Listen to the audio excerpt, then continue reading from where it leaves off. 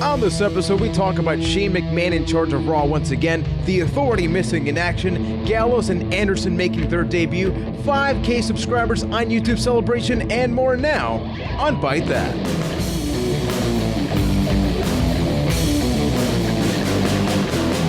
Hey gang, what is going on? Welcome, and you are listening to episode 138 of Byte That's weekly wrestling podcast, the place where we talk about that which is the World Wrestling Entertainment. Thanks for tuning in and checking out the show. We are available every single Tuesday night. Why? Because every Monday, wrestling occurs for 3 hours every single week for pretty much all of our life, and we talk about it on iTunes, Stitcher, TuneIn Radio, and of course, the YouTube channel where we just crossed 5. I'll say it again, Keith, for you. 5,000 subscribers. Thank you. 5,000. Thank you. 5,000. Yes. Hit a spin-a-rooney, Keith. Do it. Woo! That was my spin-a-rooney. Yeah, so happy there's a plane going by. A lot of good jazz. Thank you for your support. So at the bottom of this podcast, we'll have some time to really just, sit back, think about everything that has been happening, some things that we hope do play out in the future. Now, without further ado, if you're wondering, my name is Juan Velez. I am from San Juan, Puerto Rico, and joining me in this installment, this very special edition of the podcast, Keith Poshik from Winnipeg, Manitoba, Canada. Keith, did you sleep well? It checks out. Yeah? Yeah, I've been sleeping well lately. I've been going to bed a little earlier. Oh. And it's actually been working out for me. It's pretty good. Now, we are unfortunately missing Mr. Randy Savage, of the podcast, I should say, Ryan McNulty.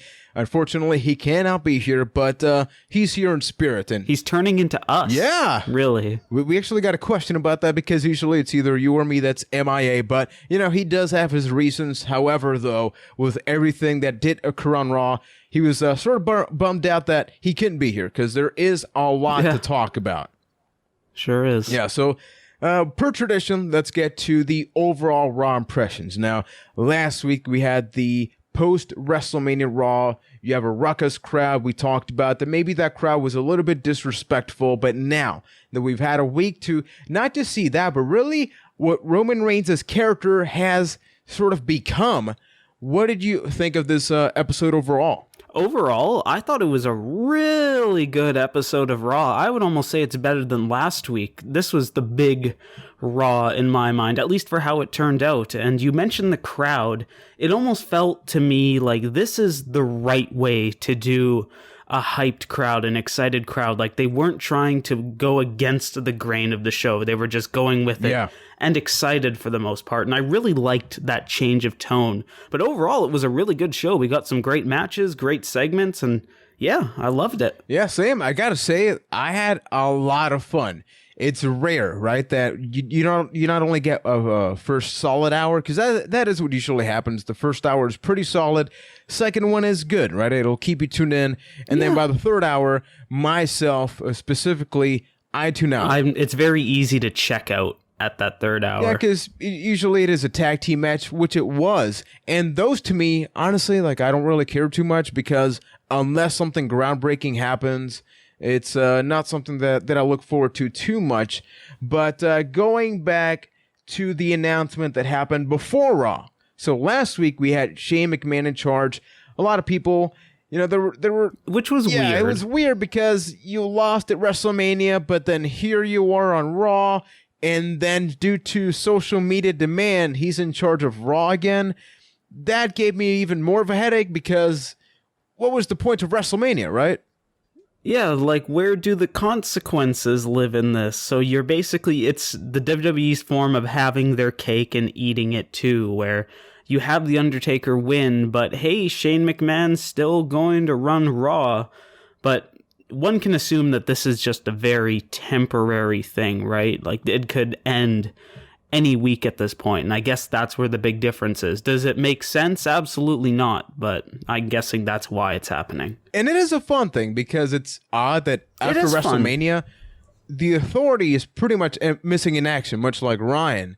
And then Raw seems to be Ryan just an overall show. Authority. I mean, maybe he is involved with Triple H and Stephanie. We don't know. But what we do know is that he was in charge again, although contrary to last week, it felt like he was really part of the show. Last week, it's like, yeah, you're in charge, but we're not really feeling this. Now it really felt like, let's try to shake things up. He opens up the show, announces an outstanding match. So in many ways, he did similar to what the Authority does, which is you open up the show, you talk a little bit, but it was nice to see a babyface, a good authority figure in charge of Raw. Did you appreciate that?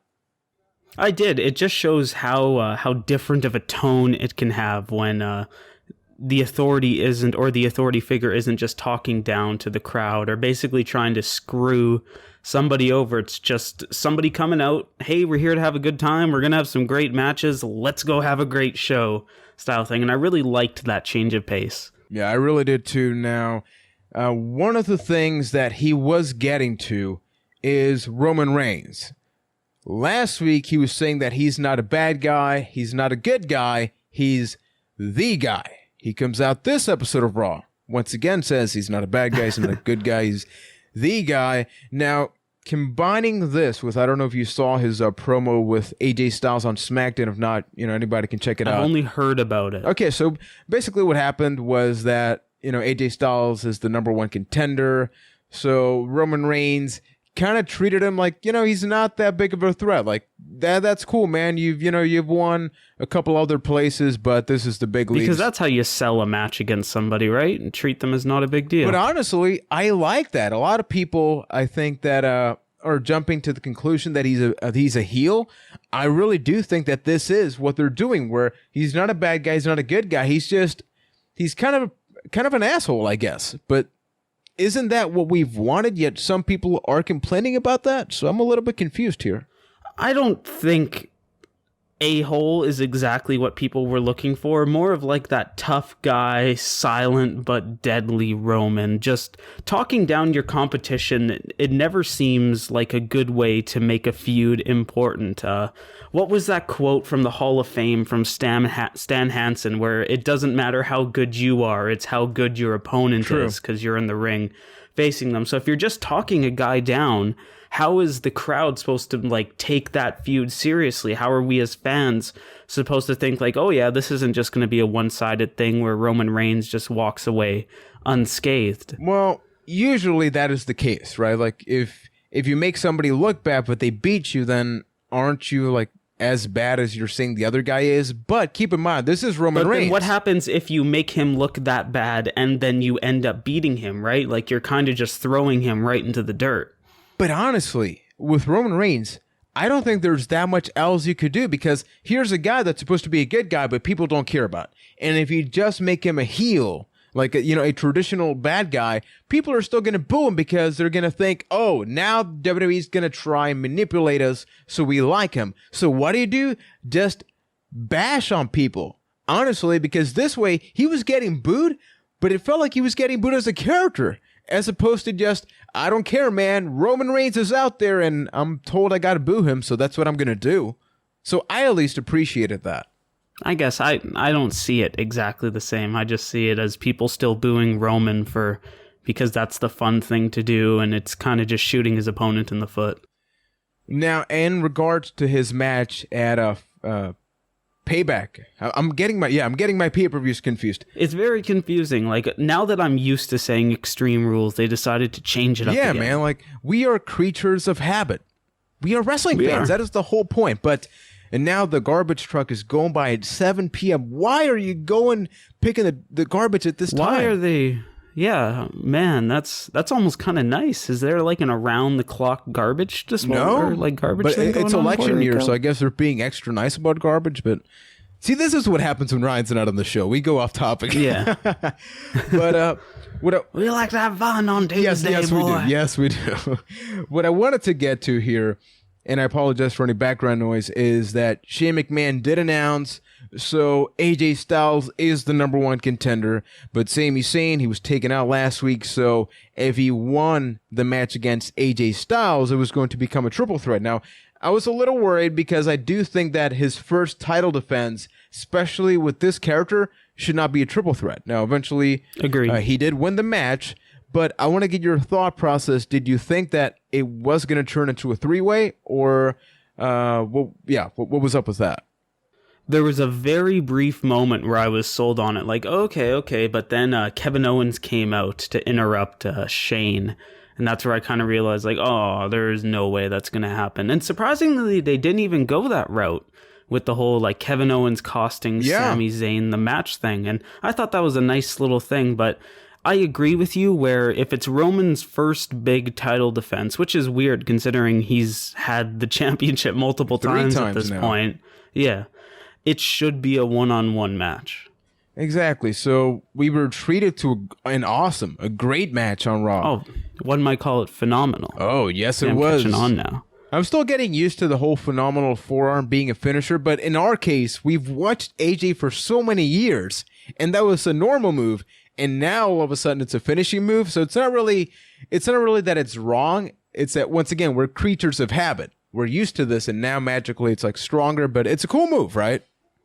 I like it. I like it better than the Styles Clash, personally. I was never a big fan of the Styles Clash, so I'm sold on it, and I just love the calf crusher so much. It's such a cool submission move. How crazy is it? AJ has a really diverse moveset. His finishing maneuvers are completely different. One is a high flying move. The other one is it's a ground move. It's the calf crusher. So I do think that he should build that up a little more. I'm not really a wrestler to apply psychology here, and I get that the argument is that I saw a tweet from, I forget who it was, but people are not so interested anymore in storylines or storytelling in matches. They're more interested in spots. So I could see maybe why nobody would care about somebody getting attacked on their legs for a sharpshooter, or somebody getting worked their shoulder for shoulder submission. Just kind of an offshoot question. That's such a weird thing. Just kind of go off track a little bit there. I think that's a little because nobody's very good at doing it anymore. We've had so many instances where, somebody works the leg for 20 minutes and then boom, all of a sudden somebody can do like a cartwheel or just act like it never happened. So maybe we're just used to being disappointed by that. But I personally enjoy a well-told story in a match, opposed to just a giant spot fest. Like, look at NXT over WrestleMania weekend. Like, I would consider that Sami Zayn Nakamura match a good story more than a spot fest, and that's probably the match of the year right there, in all honesty. So, I don't know if I necessarily agree with that statement. Yeah, and neither do I, but I do see that that's not a thing that we see on the main roster. So that's, I guess, an assumption. As Keith is presenting his Mountain Dew Kickstarter. Is it good? It's delicious. Oh, it's so good. I love these. That's good for you, man. Becoming an addiction. Question, Keith. Yes. Where's the Authority? That's a good question. Gone and hopefully not coming back for a while, even though odds are they're coming back after Payback. But, it's been a nice change. The Authority's not around. I'm assuming it's like they're doing the whole, we're licking our wounds after losing to Roman. So that's why Shane is running Raw, so they can come back and just like take over the show by force or whatever. But yeah, I think it's pretty safe to say I don't miss the Authority at all right now. I want to go deeper into this topic because I know this is just one Raw, right? Where we have Shane McMahon and all of these changes, but I really enjoyed the pacing of this episode. And when I sat down afterwards and thought to myself, like, we usually do get some good matches. Now, we got a lot of great segments, which we will get to, but I felt like the negativity from the show was taken away. And then I realized the Authority wasn't around. It was refreshing, and not just refreshing, it made me I tuned in for the whole show, gladly, not forcing myself. And I'm wondering if that is like, have we like not been enjoying Raw as much as we could have all this time because of them? I think that's a real dark answer, where the answer is probably yes, they haven't helped. Just look at how much we have, how negative we have been on them for the last little while. But to kind of go back to what we were talking about earlier, just how that figure in charge, bringing a positive attitude to the show, not working against the grain, not trying to screw everybody over. Maybe that's the big thing that's different.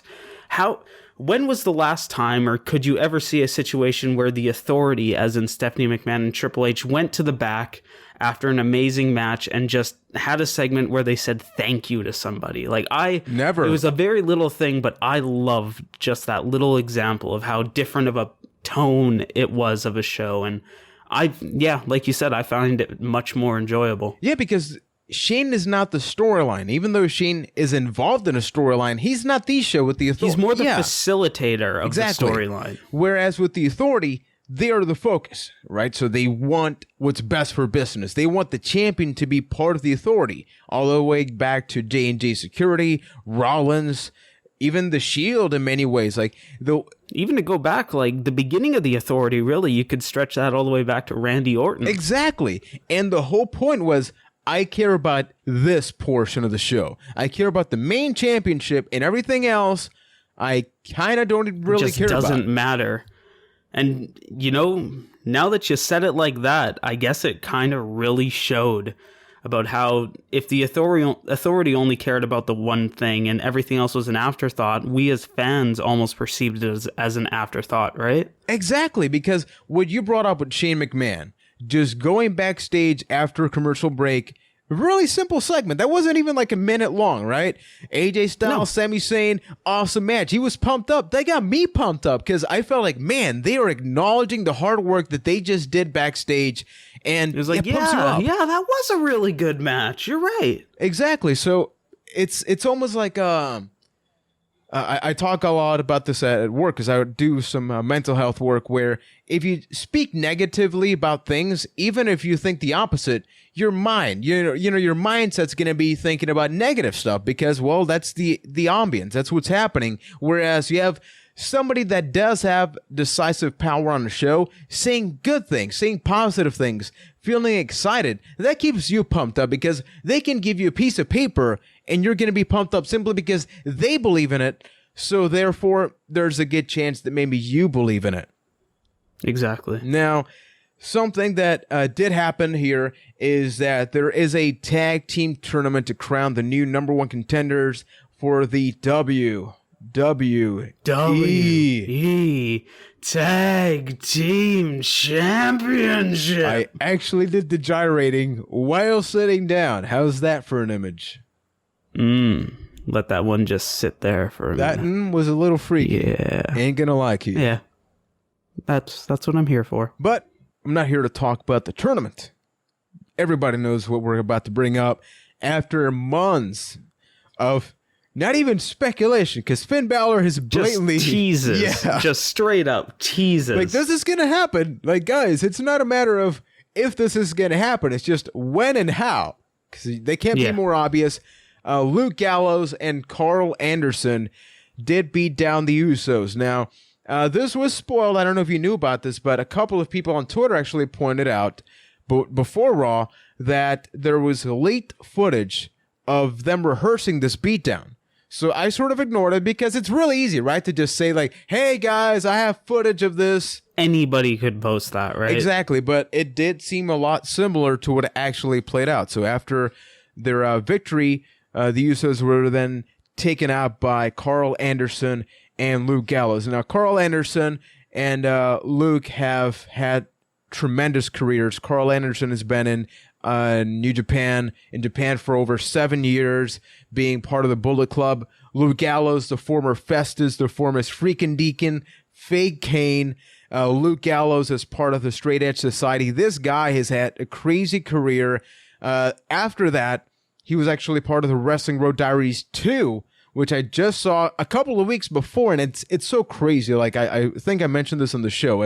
If you want to know how much this guy cares about wrestling, instead of listening to us, get yourself a copy of Wrestling Road Diaries 2 because he is not only hilarious and a good guy, but he really cares about doing something here because everything he said in that documentary, which happened years ago at this point, actually happened, all the way from talking about wanting to go to Japan and be successful so then he can come back.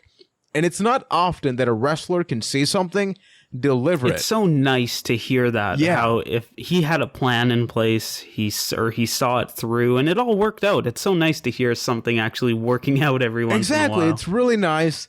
Now, we're all here, talking positive stuff. Notice they didn't have the Bullet Club or Balor Club shirts.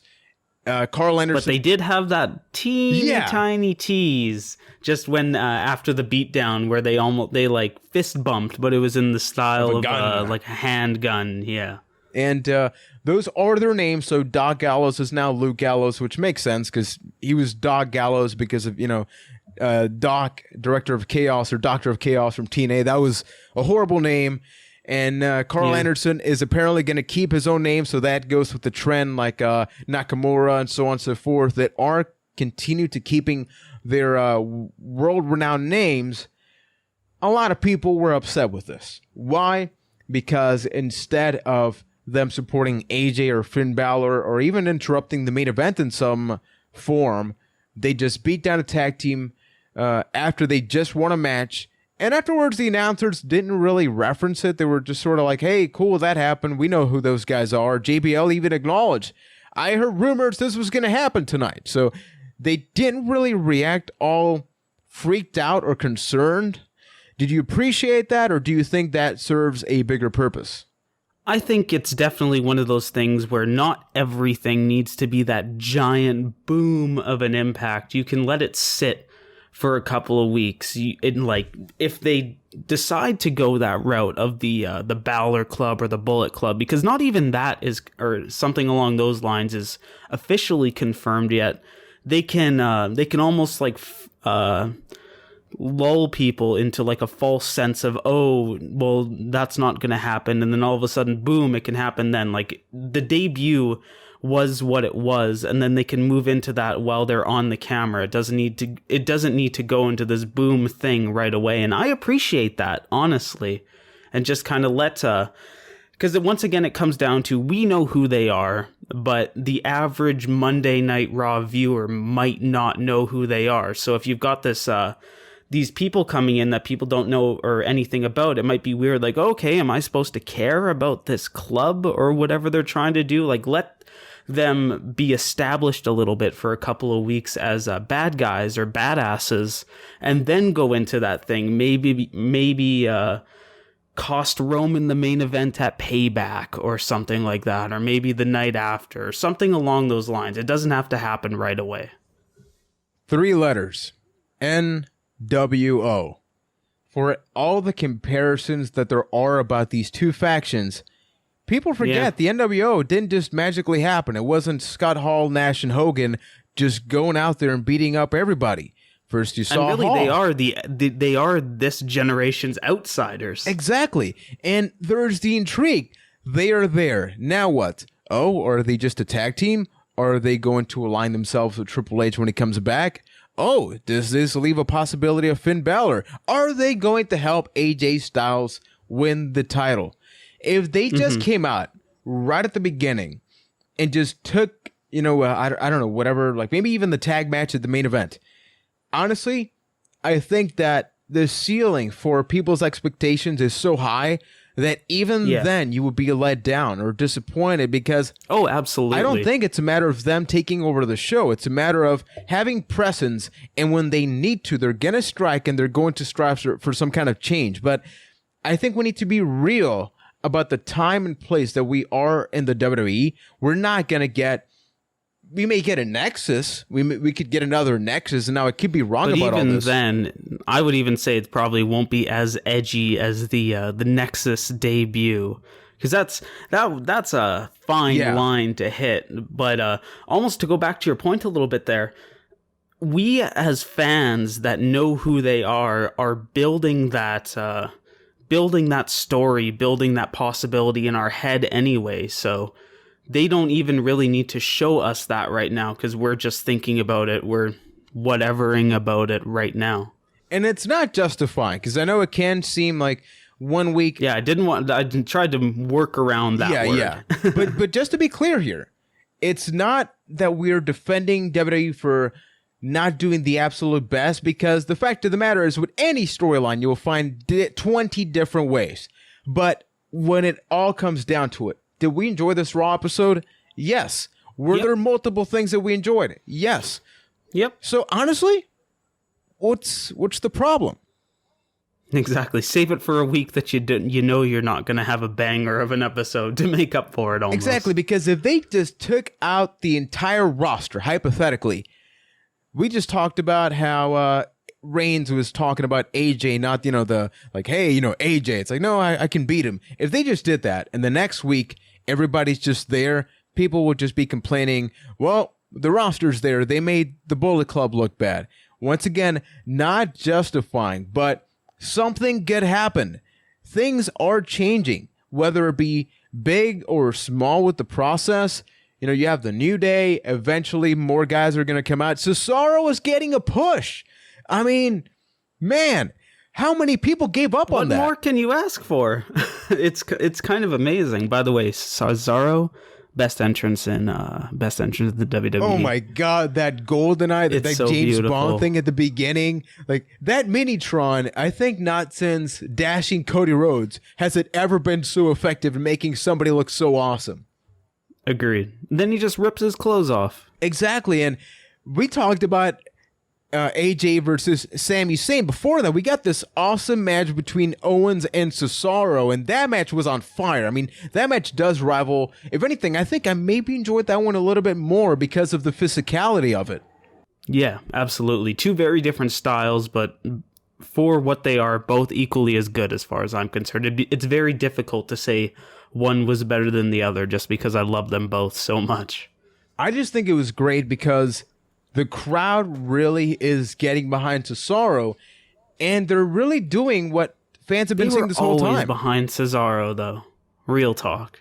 Yeah, they were, but I will say there's something. I don't know what happened. Maybe the injury was like a blessing in disguise for him, but he seems a lot more comfortable because for all the wrestling that was awesome, whenever he got on a microphone or just interacted, even I said, as much as I like the guy wrestling, he is naturally awkward. Yeah, it was really, really cringy. Cringier than me and Ryan 12 years ago. But another thing that we got to get to is that wasn't it for Cesaro, or for that matter, there's this whole Intercontinental title situation.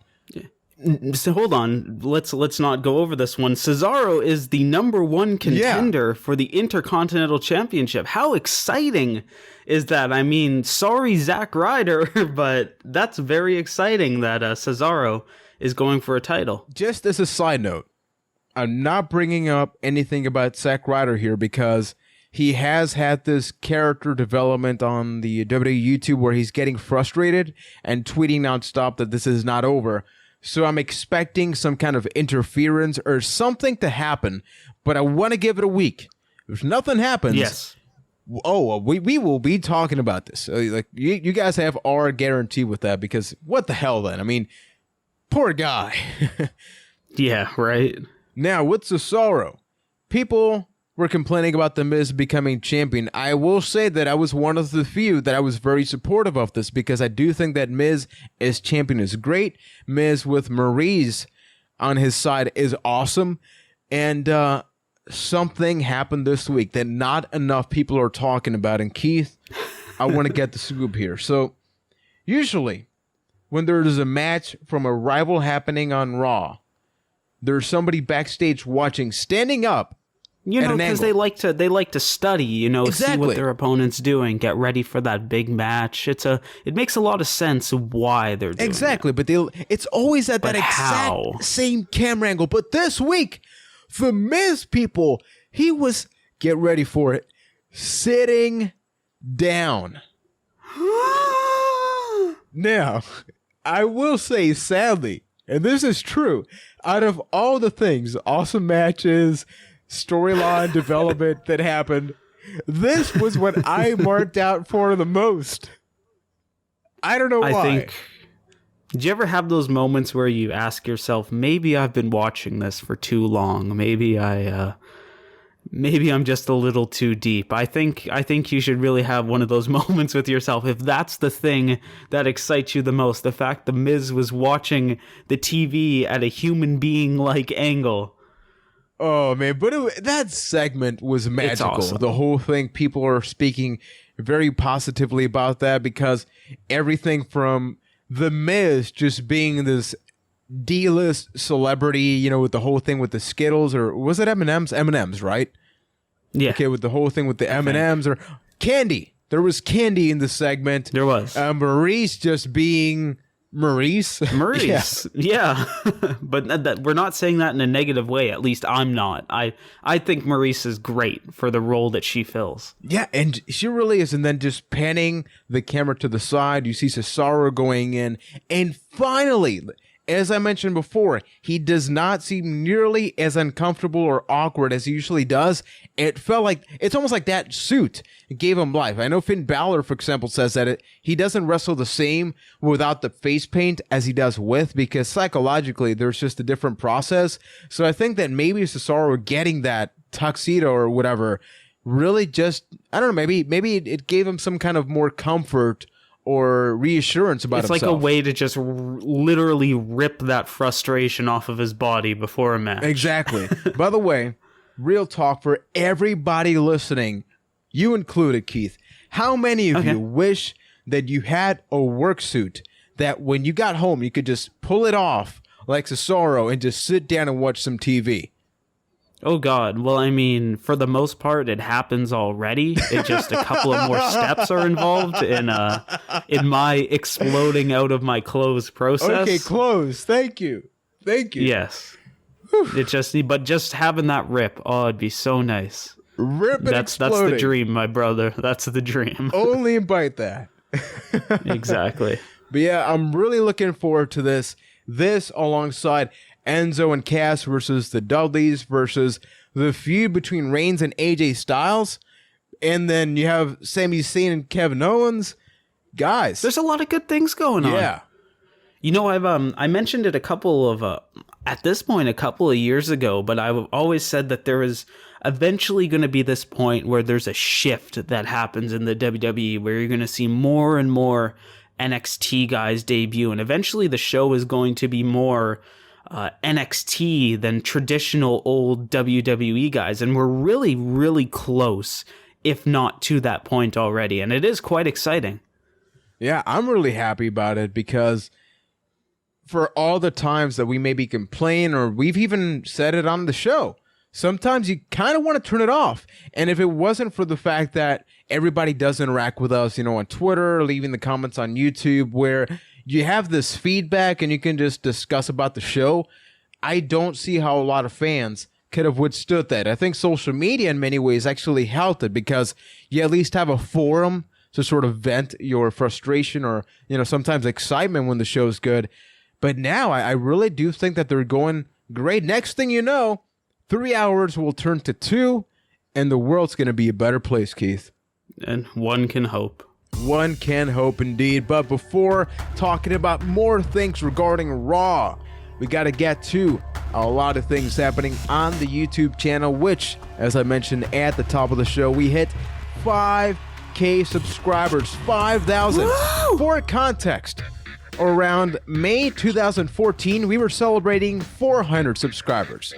So that is quite a leap, and we got to thank you once again. We really can't thank you enough for that because it's crazy that so many of you have been so supportive. You sent us the tweets, the messages as we approach 5K, even sending screenshots like, guys, you're almost there, and you really don't know how much that means to us because, I love you all from the bottom of my heart. Keith is saying that. My cold black heart, I love you all. He's the one that hates people, naturally. True. Yeah. That is no character. But there's a little bit of love there. There's a lot of love to give, and I give it all to you. Keith, real talk. Fight that, fans. You try to be a bad guy. You're a good guy, man. Come on. Oh, well, Juan, I'm not a good guy. I'm not a bad guy. I'm the guy. Okay, see, now you're a bad guy. Bam. Now it's back to exactly back to normal. But what is happening on the YouTube channel for you that maybe you're on iTunes, you're on Stitcher, you're driving on the road? Stop. Go to the side. Make sure that, you put the signal, don't get a speeding ticket or something like that. Check out Fight Night, our fantasy wrestling show available. The things are just getting out of hand. Time travel. Ryan and myself went through time because Keith made us He made us. So what happened there? Stay tuned. That did happen. Ryan is going to be providing an unboxing video. His first unboxing video. I'm so happy about it. They're just growing up so fast. I don't know where that yell came from, but we are slightly, and by slightly I mean highly addicted to WWE Supercard. We have a... by the way, yeah, you got your real talk, my real talk time. This is your fault. This is all your fault. All of the hours I have put into WWE Supercard recently, which is available on iOS and Android if you want to give it a shot, is all your fault. I blame you and solely you. I got thank Keith, you for ruining Ryan, my life. And so many other people. We're part of the PP clan because my wife and I do have a gaming Twitch channel, YouTube channel, and we made that during a WrestleMania stream, so press pause if you guys meet the requirements, and we do have the quorum. I think we're about full, but you can join, you can hang out with us. There's a chat, so a lot of good people, awesome people being there. It also gives us a chance to really just hang out with people and get cards and domination, all those awesome things. Gotta work on that ultra rare Bailey, you know what I mean? Exactly. I'm almost up to the Dana Bryan one. And for those that aren't playing, you're highly confused, and we may have to do some kind of video on YouTube just to get you up to speed. Now, and addicted like us. This is something that I don't know if Ryan missed this episode for personal reasons or because I posted this, but around 12 years ago, Ryan and myself did do this video or a show called CWE with CAW, so the same way we do Fight Night. That's how we really met and how I actually started English, speaking English. True. How ironic. Like, I'm talking about speaking English, can't speak English while I'm talking about speaking English. But that's some meta stuff right there. Ryan promised me to never post that. And when I say he was upset, I mean, like, upset. Keith can attest to that. True. I feel bad that you actually went through with it, and if he wants to create some form of revenge, I am not going to stop him. Hey, I sound like crap too in that video. I could barely speak. I was trying to find a bad character there, but whatever. There's no defense for yourself. The whole reason that video is up there is because we wanted to let all of you know how long we've been doing this. Keith and I actually had a 1-episode radio show about wrestling in 2007. And it was 6 hours long, if I remember correctly. 6 hours long of immature, well, more immature Keith and Juan, I should say. Before or during puberty, I forget at what point, but it was bad and a lot of swearing. It all blends together. Oh my god, that was so bad. But that's going to be happening there. And if you guys have any recommendations, stay tuned to the end of the episode where we sort of talk a little bit more about all this good jazz. Now, getting to one more topic, because we were going to talk about Charlotte, Ric Flair. I think that this episode was where we finally started to see the rest of the storyline that's going to keep happening, because Ric Flair does get more involved, a lot more involved at this point. So I'm hoping that Charlotte sort of speaks out. Maybe she does on SmackDown or something, but I'm curious as to what's going to happen there. So those listening, speculate away, put on the hashtag tinfoil hats, and let us know what you think is going to be happening there. Now, the thing I wanted to get to here is Dean Ambrose, Y2J, Chris Jericho. So after WrestleMania, we really didn't know what was going to happen, because we talked about the whole Dean Ambrose thing. He lost, sort of disappeared. What's Jericho going to be up to, for that matter? And now they're going to be involved. Now, honestly, like two wayward souls. Yeah. And out of this whole episode, even though I found the segment to be enjoyable, generally speaking, I kind of felt just taking something out of your book about it. Yeah. Doesn't it seem like they're both just kind of there? Yeah. Not in an exciting way, but they're just kind of there to fill up a slot. It does feel like they need something to happen. Jericho's still around, so, I mean, hey, Dean Ambrose. Dean isn't doing anything. It's like, hey, you got no plans Friday night? Cool, let's go have a feud. And in many ways, it goes to what people have been posting nonstop, which is WrestleMania in many ways has become irrelevant. Because take a guy like Dean Ambrose, who for over a months, if you count before Roadblock and everything, has been building up that I'm going to beat Brock Lesnar. I am challenging you. You lose. and you just casually move on. Like you don't even care. WrestleMania in its format almost needs to change, where up until this point, WrestleMania is like the hard stop of the wrestling, quote, season, where everything builds up to WrestleMania and then the new season starts the night after, almost like the new year of wrestling. And I don't know if that really works anymore, to use Dean Ambrose as an example, because going into WrestleMania, he had all of the momentum in the world, even more than Roman, and now it's just all gone. It's almost crazy to think about. How does that happen, right? Right? Like, he wasn't slightly more popular or more, people reacting more than Roman. He was like by a long shot. Like you could have replaced Reigns at WrestleMania easily, and that's just so weird how. And it's all gone. Yeah, and it kind of hurts because I know dirt sheets, blah blah blah. Sometimes you don't really, look too far into what they're writing, but a lot of the writing on the wall was that after WrestleMania, Dean was just sort of going to be in there because they don't see him as a top star. And I'll be honest, after seeing what happens on Raw, as entertaining as this feud may be, it's going to be a Bray Wyatt thing where Jericho's got to lose, right? Because otherwise, Dean loses again. Jericho had to lose at WrestleMania, right? And I think they are going to make up for it in this whole entertainment value. Like, the highlight reel gets taken over by the Ambrose Asylum. Maybe we get to see a different side of him. Did you find that entertaining? Because I personally did not like that segment. I thought it was stupid. I almost think the whole Ambrose Asylum thing felt forced.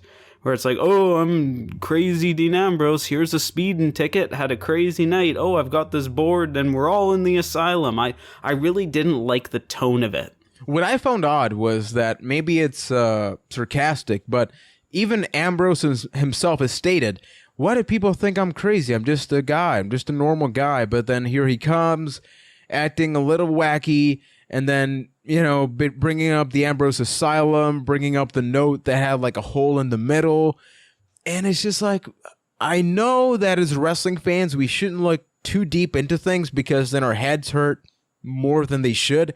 But we have a wrestling podcast and people listen and like to, argue about wrestling. That's the nature. Like, by being a wrestling fan, our nature is to complain or talk about things nonstop until we hate them, right? Pretty much, yeah. That's the contract I signed. I don't know about you. So having said that, do you think that there is an outcome where Dean Ambrose sort of does look cool in this? After the match with Brock Lesnar, it's very hard to say yes, because that was supposed to be Dean Ambrose's defining moment, right? And it just fell flat. So how much momentum can you really gain from this whole Chris Jericho feud? It just feels like that ship... I know we're like 2 weeks off of WrestleMania, but it feels like that ship has kind of sailed for the time being, where this is almost like a placeholder feud, and it's hard to get excited about it. Almost brings up a thing where should they almost have paired up Dean Ambrose with the Bullet Club or Balor Club, just switch them around. Because at this point, much like the Wyatts, which another thing we may be not talking about too much because, well, we're not sure what's really going to happen there. Like, is you finally going to eventually be more interested in the championship with the tag match we got in the main event?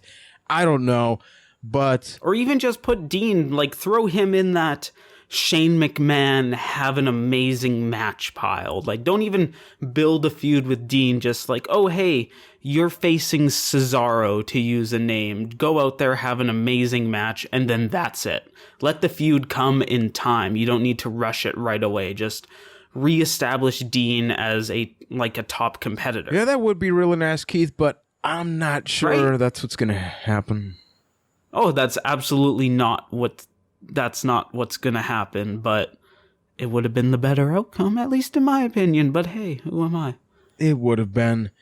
And we really would like to know what everybody thinks about this whole Dean Ambrose thing. Where would you have placed him post-WrestleMania?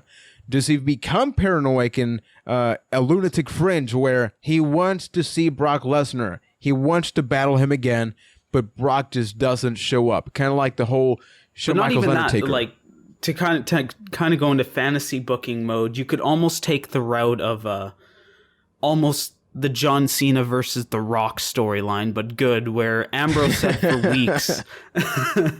I end up saying that a lot these days, but you for weeks, anybody that would listen, Ambrose said he's going to beat Brock. He's going to beat Brock Lesnar. He's going to give Brock Lesnar everything he's got, and he came up short.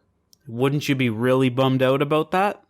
Wouldn't you be a little more like on the fringe about that? Oh, so would he buy why a not fridge just because it rhymes? I don't know. Maybe he needs more food storage. You never know. Anything's possible in the world of the WWE, as Michael Cole would say. Now, guys, before we bring out the questions, as I mentioned, we want to take just a couple minutes to really talk about Byte That as a whole, not just the podcast. The podcast is our pretty much best platform to really reach out to you guys. We collectively have a ton of listeners on YouTube that maybe never listen to an RSS feed. For that matter, we have people that listen to us on RSS feeds, but not necessarily YouTube. And we want to ask you guys directly, like, how can we grow as a podcast, as a channel?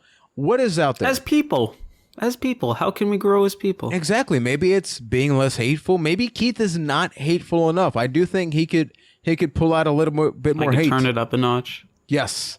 But because, well, we may be providing something that maybe you guys say, that's cool and all. Awesome. Not what I'm into it. Or maybe every once in a while we do like the JTG interview, and the RSS feed will be providing that so you can listen to it full, or our WrestleMania reviews, that type of stuff. And maybe you guys want us to do some sort of Q&A. Why do I bring that up? Because, well, if you noticed within the past couple of episodes, we have gotten a lot of questions. And ideally, Byte That would be our job. We could dedicate this full time.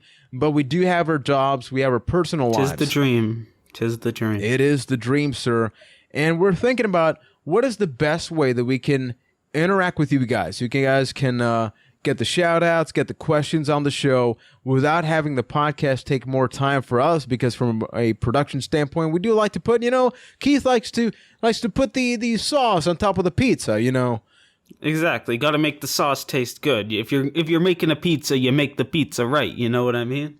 I don't know if that was offensive or just plain bad, but hey, it's out there. But let us know, because maybe we can commit to maybe once a month where we take the non-time sensitive questions and we sort of pile them up in a cool video, and maybe even drop that in the RSS feed. So say you're somebody like myself. I listen to most of my podcast while driving on the way to work and from work.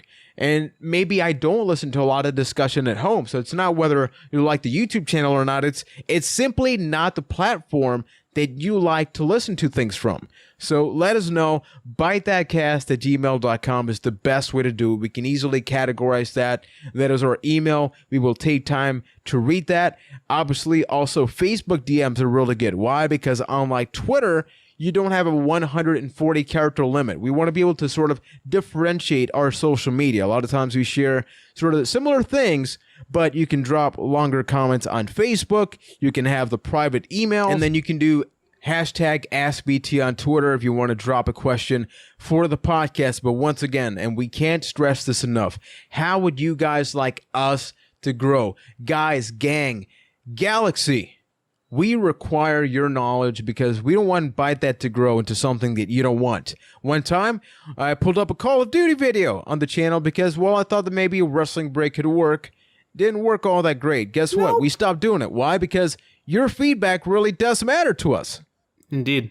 At the end of the day, we do it because, number one, we love to do it. Number two, we love to do it for you guys. So we want to make things that you enjoy out there. So please let us know what that is. Exactly. Like, here's the last example. Top 10 videos. Our initial ones were a little bit more rehearsed. They were summarized. But this is mostly a channel or forum about discussion. So we thought, what if we just have the discussion be the video?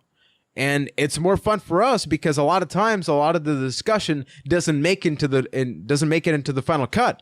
And there's some good stuff in there. So that was a good compromise, I think. So if you guys like that, also let us know. Agreed. And then you get ammunition to tell me why I made a terrible choice about a certain WrestleMania stage being very high on that list. You get to see the whole process. Or why Fire Pro Wrestling is not in our top 10 wrestling video games. Mm-hmm. There are 3 things guaranteed in life. There is death, there is taxes, and there is people telling us that Fire Pro needs to be on that list. Someday we will make a revised list, although we did do an aftermath thing. But gang, with that being said, your questions are important. And like that helicopter, they are here. So Keith, take it away. All right. Thank you, Juan. So our first question this week comes from Herman R., who asks, hey guys, as you all said in your WrestleMania review, the street fight match was a huge letdown. We're talking between Brock Lesnar and Dean Ambrose. I was extremely upset because of the fact that Ambrose used to do ultra-violent matches in CZW. My question is, if you could have a feud between any current or former WWE superstar using a past gimmick, such as the Thugonomics gimmick for Cena, who would you pick? And what would What would the feud look like? Okay, so he brings up an example of Thugonomics John Cena versus El Generico. Now, supposedly Sami Zayn, because we can neither confirm or deny that. That's just an urban legend. As far as I know, El Generico's taking care of kids in an orphanage, right? Yeah, I mean, he's down there in Mexico, but I mean, this guy brought him up there. So let's just say hypothetically he was Sami Zayn or something because it looks similar.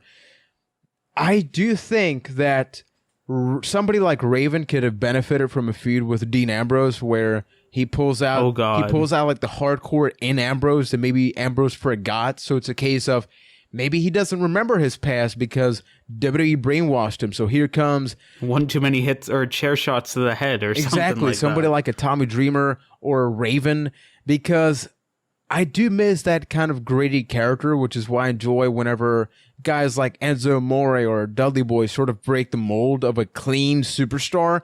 And Dean Ambrose, for as much of a lunatic as he is, he's a pretty clean looking guy from a wrestling standpoint. Character, like, it seemed like he got out of an asylum years ago, but still tells stories. But it's like, man, like, you don't have that cred anymore. So somebody to sort of do that would be great. Mm-hmm. It's very hard for me to say a feud in which I would like to see. There's nothing really that comes to mind, but individual gimmicks of just what I would like to see take shape in the WWE. I can think of a few examples. Kind of one of my favorite gimmicks of all time is the TNA Evil Ways dark AJ Styles. I think that is the best version of AJ Styles out there. I loved it to death and I wished TNA did so much more with it than they actually did. Bully Ray is another one. See that version of him in the WWE. If I could go back in time and bring Jean Jacket, My Time, Triple H into through a time tunnel and into current WWE, I would love that. If of Mick Foley's personas, if we could have had more of Mankind, the brown Mankind, the crazy rocking back and forth in the boiler room Mankind, I would love that. Just those kind of things. But as far as feuds go, there's nothing really that comes to mind. But someday it will. Someday it will. And until then, thank you for the question. Our next one comes in from Douglas V, who asks, or says really, you guys should give each other characters. And if you guys were managers, whom would you manage and what would be your style? So we should give each other characters. A lot of things. We got things about which one of us was a member of the Shield. Our good friend of the show, Cynical Cypher, holler at you. He proceeded to make a Photoshop of which apparently I look great. Which is amazing. I look marvelous with long hair apparently. And Keith, you kind of have like that No Mercy face thing going on. I don't know why. I did like the curly Dean Ambrose hair though. I'm not gonna lie. You're not too far off. I could get no. If my hair curled a little more, I could do it. But I was a fan. Just the angle of my face was weird. I'm not sure about characters. So characters, do you mean like like hypothetically, if you were to do a kayfabe edition of the podcast, let's go with this. If you could give me any gimmick as a wrestler, what would that gimmick be? I would have to say Positively Paige, because that would be hilarious and kind of ironic. What? So I just go, like, I start the show screaming, "This is my house!" style thing? No, like Diamond Dallas Page. Oh, you mean Diamond Dallas Page? Well, Juan, that's not a bad thing.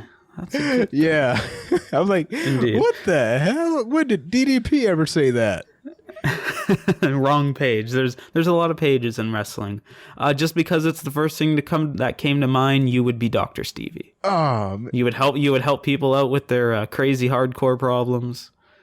Get into weird hardcore matches yourself, and you'd have the greatest theme of all time. Well, Daphne would be by my side. That's kind of cool, right? That is kind of cool. And we'd always be paging Dr. Juan. So, paging Dr. who Juan. would you manage? Who would I manage? That's a good question. Like, let's mix these two questions up. So, that's not a bad thing. That's a good thing. Keithy P. Keithy P is your name. Keithy P. As a manager, who do you pick based on that character? Simon Dean. It seems like, hey, there's just a vicious circle. It's just, yes, we are the ultimate power of positivity. He's going to get you into shape physically. I'm going to perk you up mentally. It's going to be a good time. For Dr. Stevie. Dr. Wani. Dr. Wani, sorry. Maybe like debut Mankind, like freaky as hell Mankind. I would actually just super kick him, like if he's ever not obeying me or something. It would be good, like a doctor-patient thing where you're trying to learn about him, like break him down mentally, but at the same time, he's like your instrument of destruction. Destruction, yeah. Which, didn't they like do that with Dr. Stevie and Abyss? Or pretty much, yeah.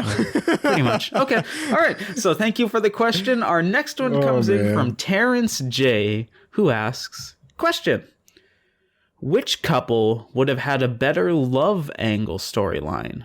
Nikki Bella and John Cena, or Dean Ambrose and Renee Young, and why? Very specific. Sounds like a fanfic fantasy if I've ever heard. Oh, Dean.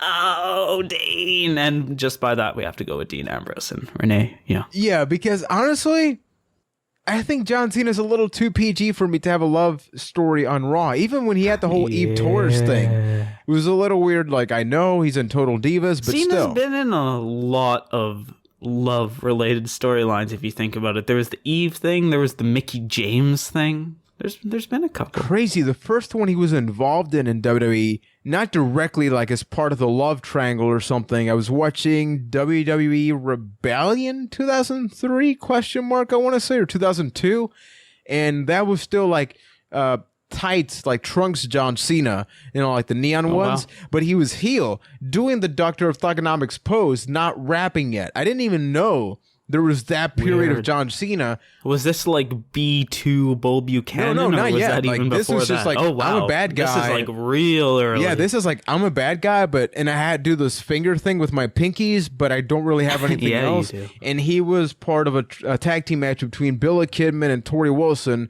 and then he was with Dawn Marie, who had the whole Al Wilson storyline, which we talked about in a worst storylines video on the channel, which we should do part 2 in the future, because there's a ton of doozies out there. Bad storylines.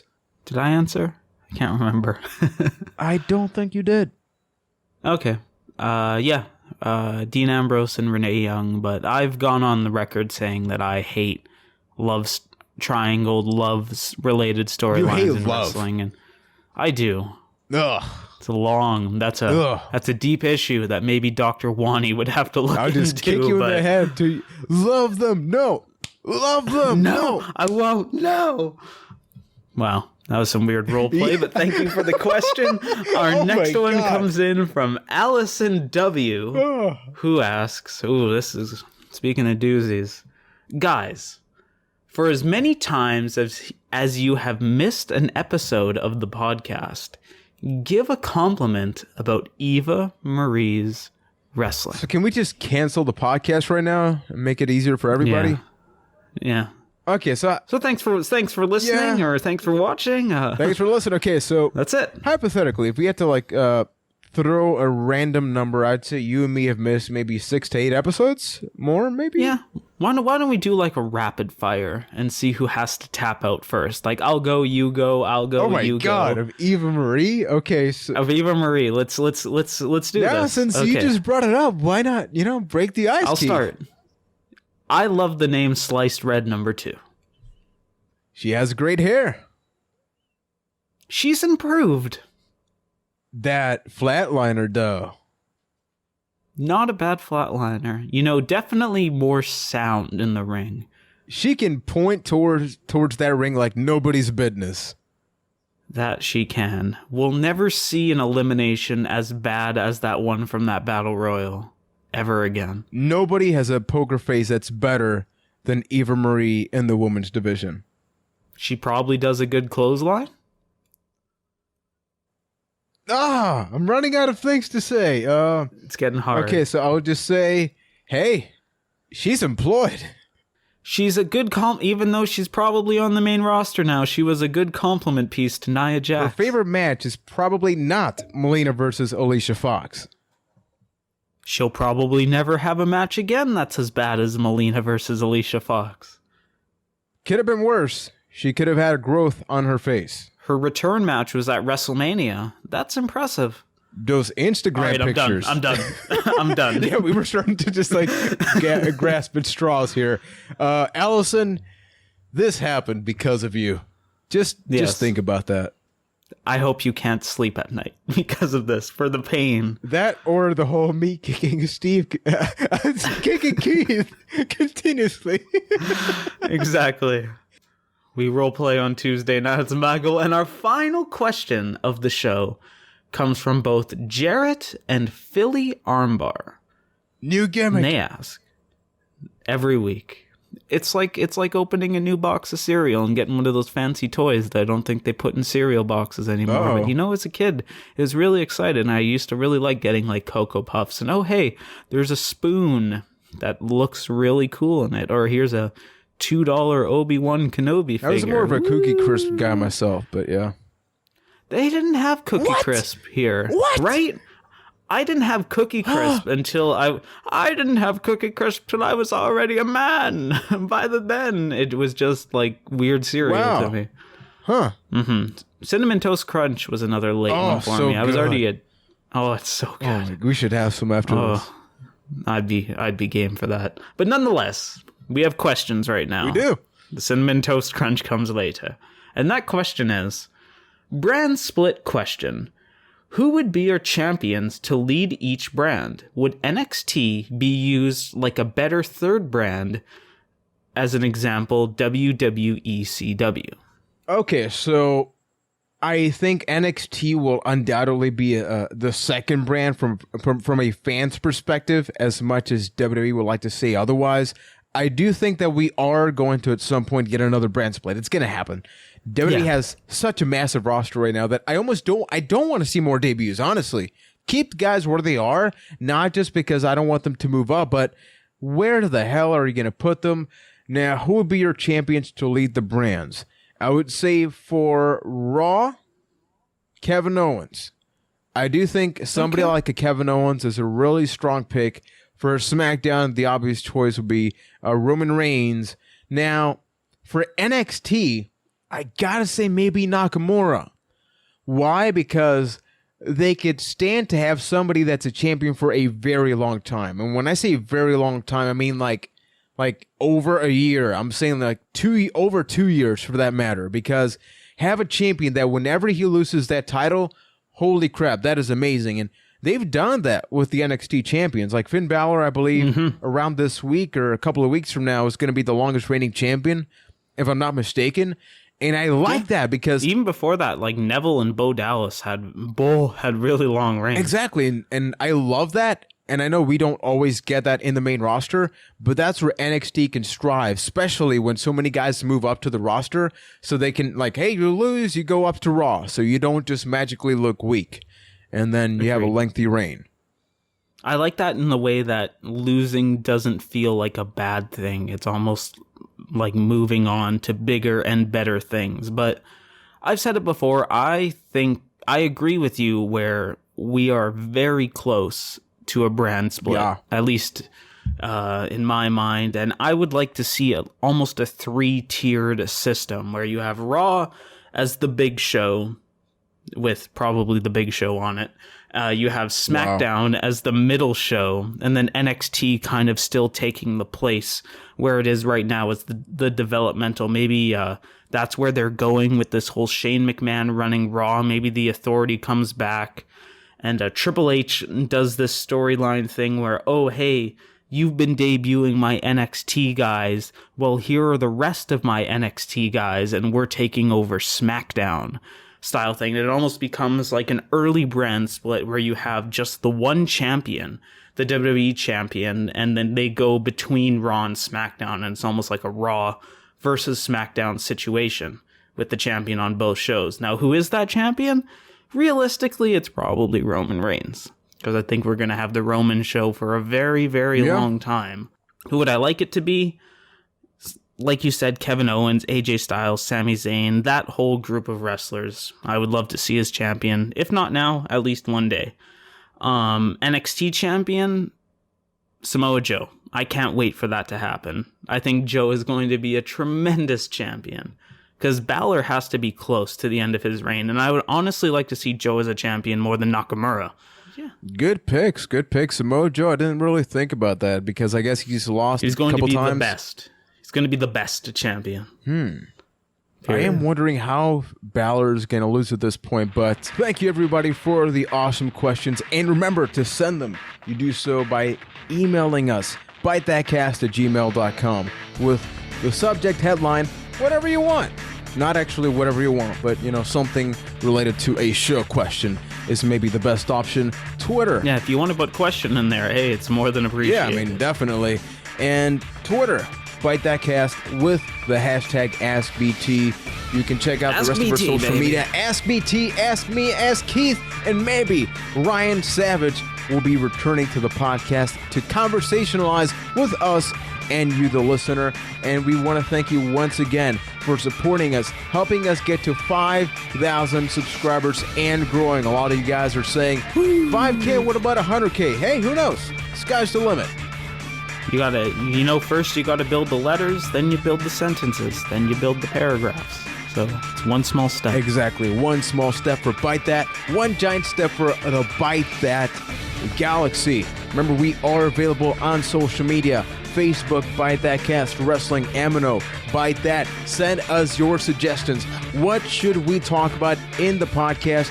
In exclusive, maybe YouTube videos, impossible RSS feed things. We will simply want to get your feedback to maybe we do a video, we present. These are the things you guys told us that you want to see and hear. Which one should we do? Maybe we can try a couple. If you guys want that Q&A to try out, does it work? Let us know, and we will make that a possibility. Thank you once again. Yeah. Seriously, getting the word out. You don't know how much this really means to us. Just is the best way to really get the things out so we can eventually do more giveaways, more things like the WrestleMania Week Extravaganza, where we posted one new video on the YouTube channel a week, and we do that for you guys. So thank you once again. Keep enjoying the podcast. Keep enjoying everything that is happening on the YouTube channel. And until next time, we will be back with a lot more right here on the Byte That Wrestling Podcast. Toodles.